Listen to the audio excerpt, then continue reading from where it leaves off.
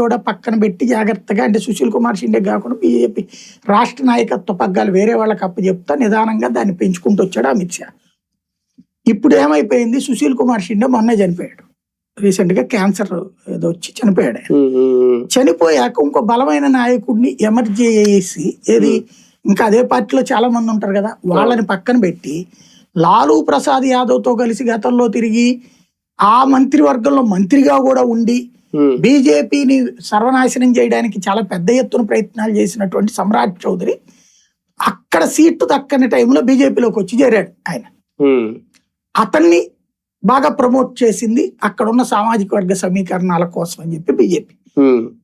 Deputy CM గా అతని place లో సుశీల్ కుమార్ షిండే ప్లేస్ లో ఇతను పెట్టుకొచ్చి అంతవరకు బానే ఉంది. నితీష్ కుమార్ ని మన దిగిపోమ్మని దిగిపోయాడు, వాళ్ళ అబ్బాయిని మంత్రిగా చేసుకున్నాడు, అయిపోయింది. ముఖ్యమంత్రిని ఎవరిని చేయాలి అప్పుడు? ఎంతకాలం పార్టీని నమ్ముకున్న వాళ్ళని చేయాలి. ఈ బయట నుంచి వచ్చిన సమ్రాట్ చౌదరిని సీఎం చేసింది. ఇది కడుపు రగిలిపోతుంది అక్కడ వాళ్ళకి.